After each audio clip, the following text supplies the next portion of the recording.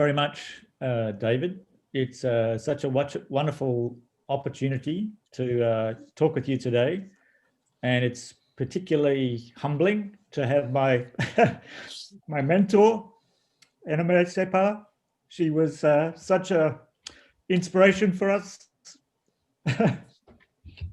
Excuse me. Yeah.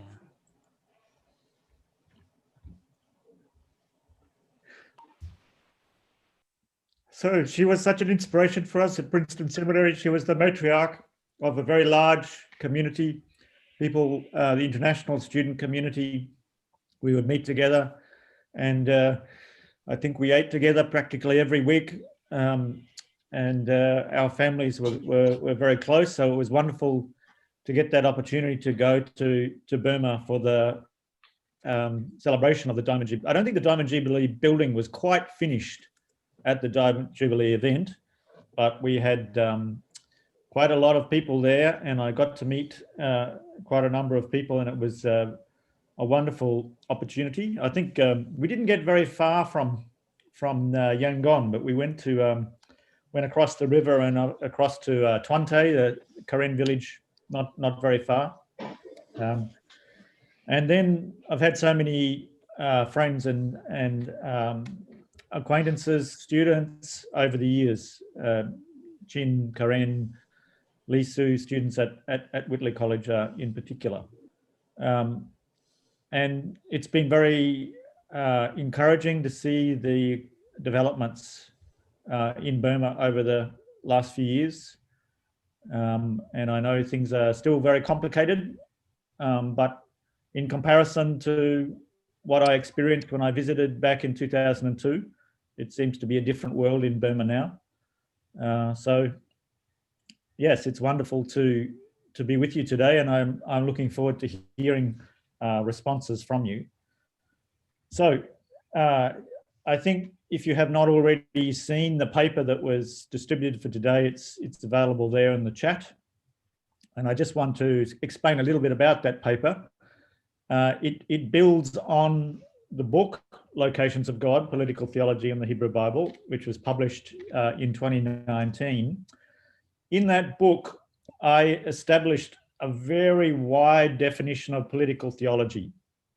But I immediately narrowed the focus topics for that particular book to ideas of nationhood and ideas of empire, and then the interrelationship between ideas of nation and ideas of empire. So I connect the idea of nationhood particularly with the book of Deuteronomy and the influences of Deuteronomy elsewhere in the Hebrew Bible.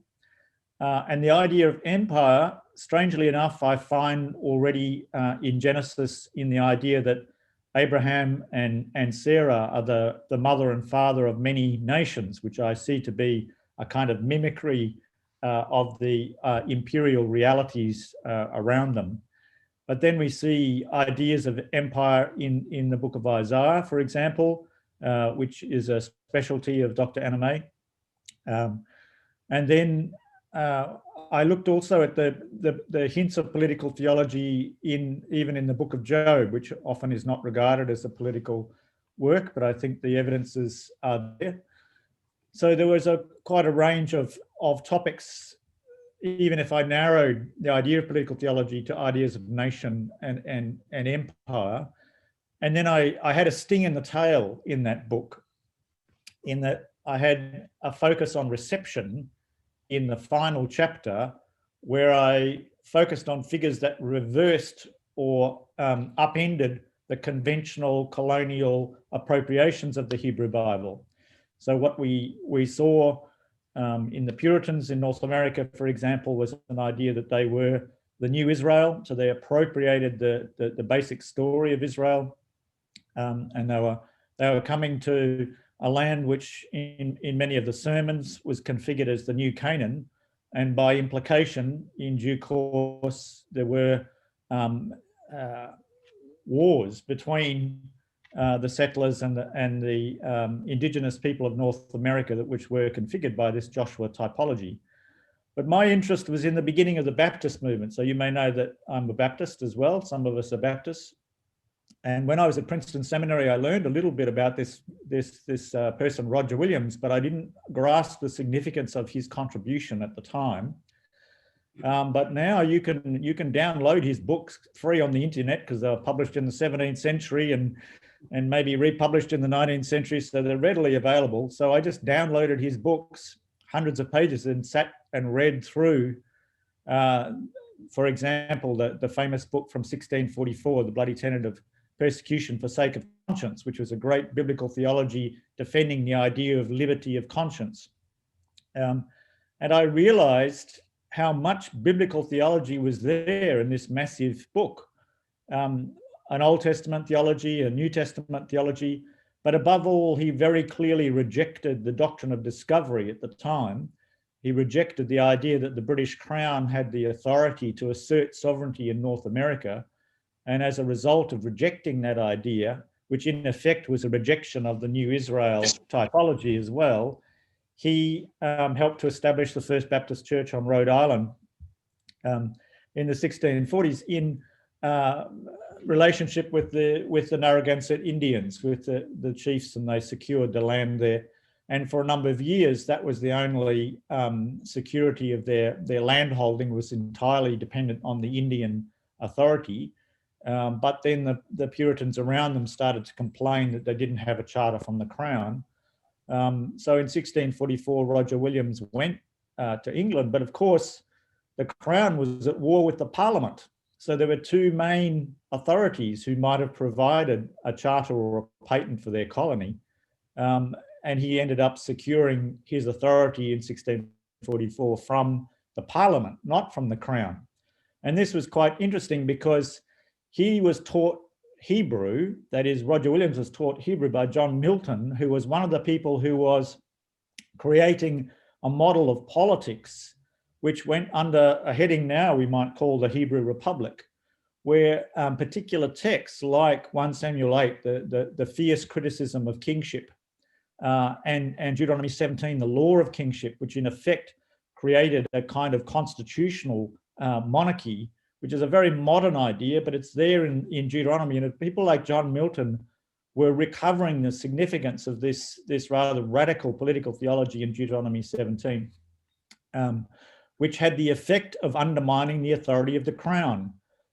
So what John Milton and the Hebrew Republic ideas back in England were achieving, at the very same time, Roger Williams in North America was asserting a kind of corollary, an extension of that kind of critique of the Crown authority, and questioning the jurisdiction of the English authorities in America. So when he secured his patent or his charter for Rhode Island, it was more a matter of securing an agreement between the settlers, not so much an attempt to take the natural rights of the Indians. So another irony that really struck me happened quite a while later in the 19th century, when the treaty was secured in Aotearoa, New Zealand. It turns out that there was an English version and a Maori version, an Indigenous version, and the English version and the Maori version actually had two different conceptions of sovereignty. And of course, naturally, as a result, there would be conflicts over the meaning of that treaty. And in the course of time, Wiremu Tamahana created a novel idea of a Maori king. So the idea was to bring together the various Maori hapu, and in order to secure this agreement in an authoritative idea, he referred exactly to Deuteronomy 17 and the law of kingship, which is what had inspired Milton and the critique of kings way back in the 17th century. But Tamahana pointed out that it said there in the law that you can only choose one of your brothers, which meant that the king or queen of England could not be king or queen in Aotearoa, New Zealand. Only a Maori could be king in New Zealand. And so he said, you must pay attention to your own scripture.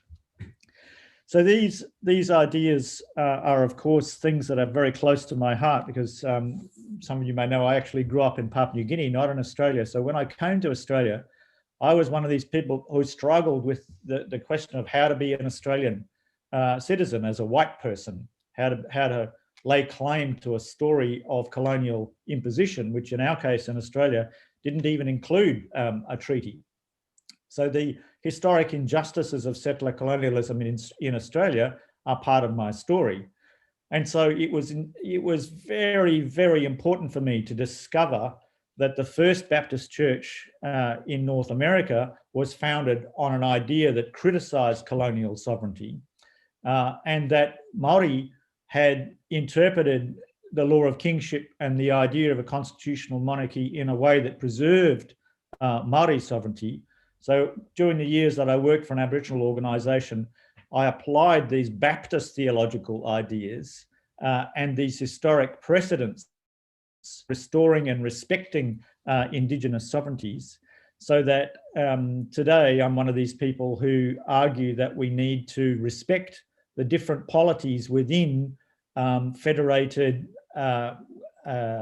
democratic societies, such as we have in North America, in Canada, Aotearoa, New Zealand, Australia, where in effect, I mean, we have ideas of states within nations. So the state is a kind of domestic dependent nation, which is language Chief Justice Marshall used in 1823 to describe the First Nations of North America. So I want to argue the same kind of thing, that within democracies like ours, the older settler colonial democracies, we should recognize the polities of Indigenous people, whether in North America, Canada, USA, Aotearoa, New Zealand, Australia. We should recognize those polities as having a different kind of sovereignty, but nevertheless a kind of sovereignty that acknowledges the authority of the earth and the local connections to the earth, and recognized through a kind of revised and expanded version of federalism that they also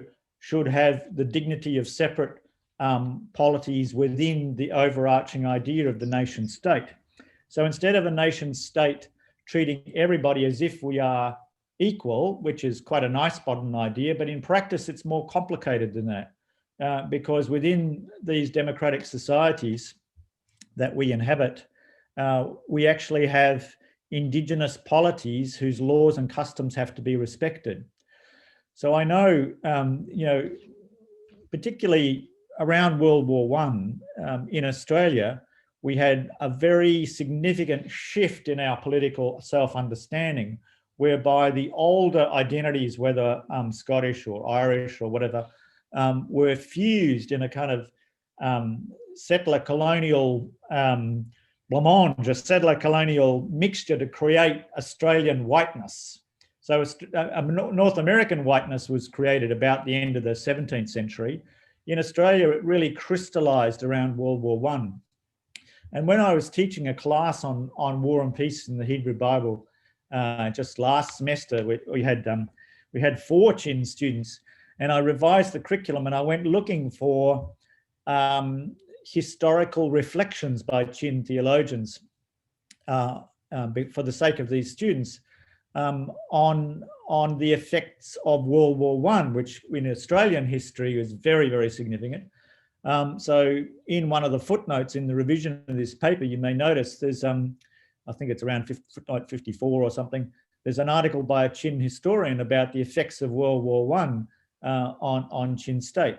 And this was very interesting to me, and it'd be nice to hear some responses from historians in Burma about the significance of this kind of argument. But I was struck by the way that story is told in that volume, which suggests that some of the Chin villages were happy to send people to support the war effort of the British, and some of the Chin villages were not. And as a result, those Chin villages who resisted were burned to the ground, according to that story.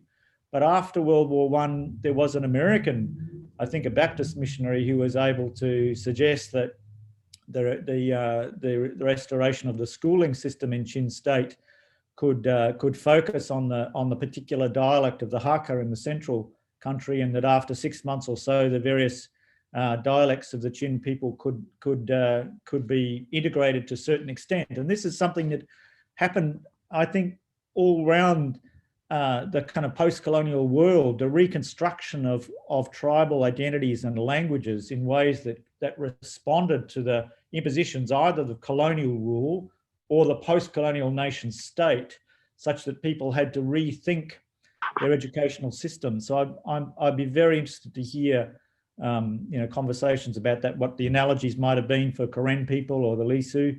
I haven't read so much about the effects of World War I in that regard.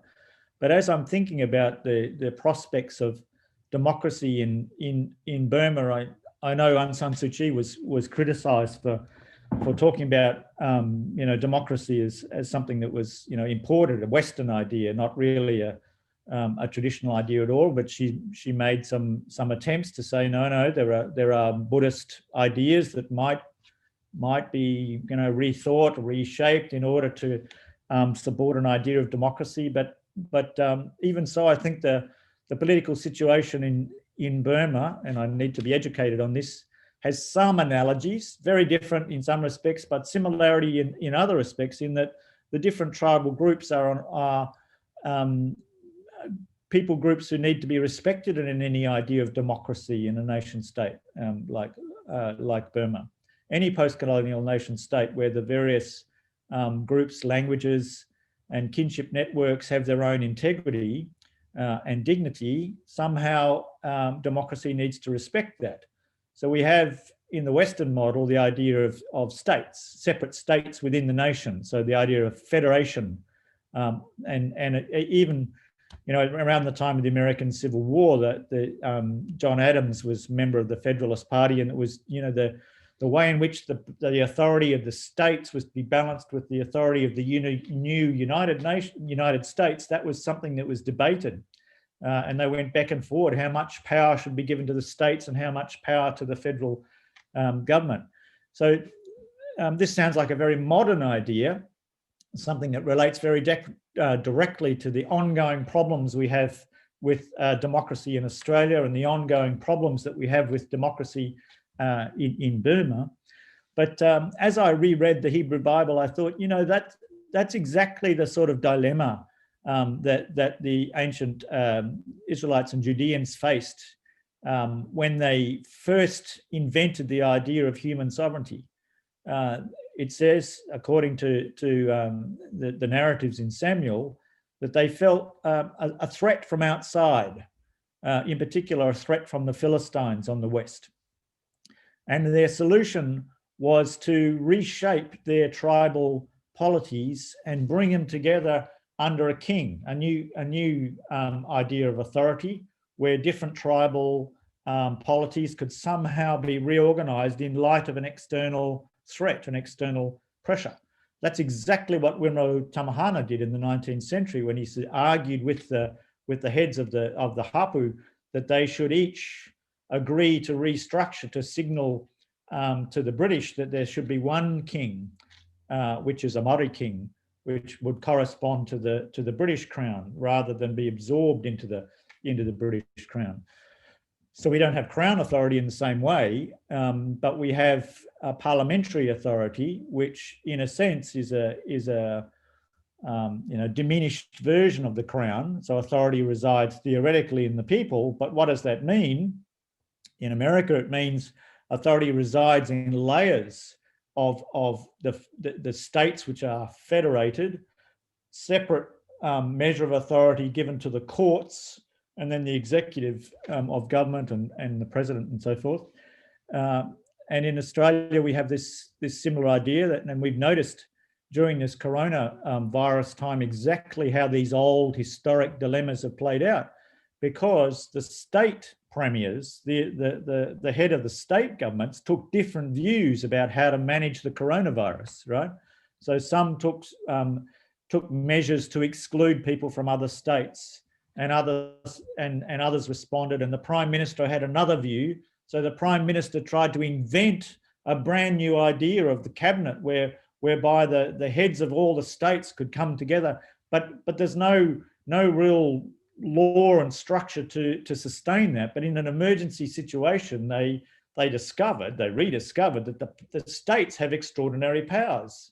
they are like domestic dependent nations. That's exactly what Chief Justice John Marshall said of the First Nations people in America in 1823, that they are domestic dependent nations. They should have their own law and custom, which is why today, when you can go to an Indian reservation and go to a casino, when down the road with the white people you can't go to a casino, it's because they have certain domestic rights and responsibilities that go right back to those older agreements, which were in effect a kind of federation system. So the states were federated, the First Nations had their own separate authorities. Aboriginal people and Torres Strait Islander people in Australia are very angry that they don't have such agreements secured by treaties as they have in the United States and Canada. I'm not sure what measure of agreements and formal agreement making has happened in Burma, whether in effect, for example, the Chin or Karen people have separate treaty agreements with the central government. Do such agreements need to be remade in order to create a new idea of democracy that can respect the various Indigenous groups within Burma? These are things that you need to educate me on. But I can tell you that as a white person who has inherited the trauma and the complexity of settler colonialism, these are matters that all post-colonial states have to rethink, step by step, year by year, because I'm sure the legacies have done damage. In Australia, we know the intergenerational trauma of the consequences of the doctrine of discovery and settler colonial ideas, where British civilization and Christianity was imposed in some respects, in some contexts, by force, including the removal of children from their parents and taking them away, particularly when they were mixed race. So back in the 19th century and early 20th century, they were called mixed race if they had intermarried. Those people were particularly fragile. So in my state of Victoria, in about 1896, a law was passed which said that if you had one parent who was white and one parent who was Aboriginal, you were not allowed to go to the reservation, the mission areas. You had to be a full-blood Aboriginal to live on those mission areas. So that means families were split. This is a Christian government that decides, for the sake of civilization and Christianity, families should be split and only full-blood Aboriginal people would stay on the missions, and the mixed race people had to be separated. These traumas are still with us today. So when I worked with Aboriginal people in Victoria, they would tell me stories about their grandparents and how they were separated, and how when they saw a police car come, the children would be told to run and hide in case the police were coming to take the children away. These are stories that are still alive. These are stories that are still sung, and they're part of our political consciousness today. How do we deal with these things? And as theologians, as biblical scholars, we have to confess that these ideas were sustained and woven into ideas of political rule that came from the Bible. Very, very bad biblical theology. So it's particularly incumbent upon us who spend a lot of time with the Bible to say, no, that didn't come from the Bible. You imagined it came from the Bible, but it didn't. Or at least we need to say, if you say this is a biblical argument, then I can say unto you, on the contrary, here's another part of the Bible that said that should have never have happened. So that this is the sort of theological, let's call it post-colonial or decolonial biblical studies, which this is the sort of network of questions that engage my passions, partly through my friendships and my own life story, not least with Dr. Anna-May Sapar and people, for example, our common friends from Sri Lanka, Reverend Dr. Premaraja. His stories of the suffering of the Tamil people in Sri Lanka come from very similar political dynamics that shaped the relationships between the dominant Buddhist culture and the Christian minorities and Hindu minorities amongst the Tamil in Sri Lanka.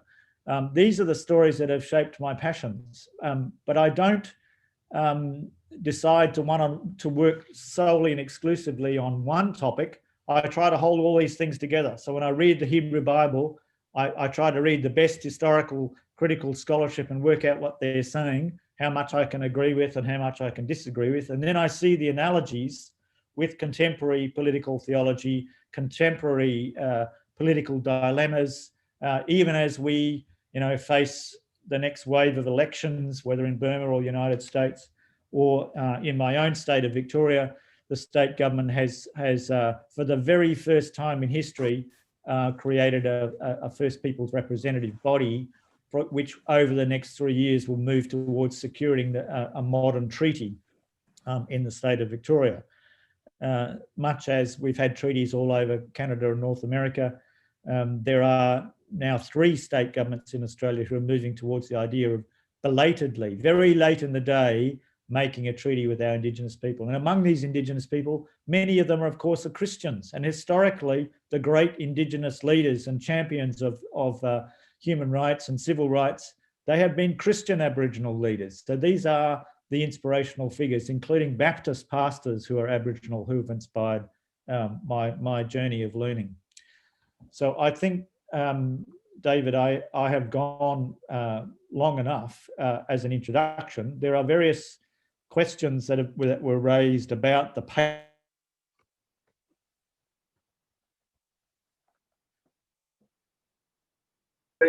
the last church name is, sorry, the last church.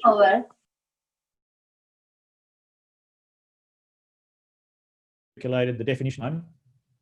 All of these things I can take up if you want to. On the other hand, you might have another set of questions altogether. So please take over and let me hear the response from Dr. Phunang Lum and from Anime and yourselves, and let's see where we go from here. Yes, Dr. Phunang Lum, now is your time. Thank you, Siam David Moore. And yeah, it is an honor and a great privilege for me to respond the presentation of the renowned biblical scholar, as well as a great writer and a remarkable post-colonial theologian of our time. I'm very proud to be a Baptist today when you said all these, and we descend to the power. And but for me personally, I only learned it is very important to dissent only when I joined MIT in 2004. So that time I was in my MDiv first year, and I learned it is not wrong to dissent from my very beloved professor, Dr. Enemy, and we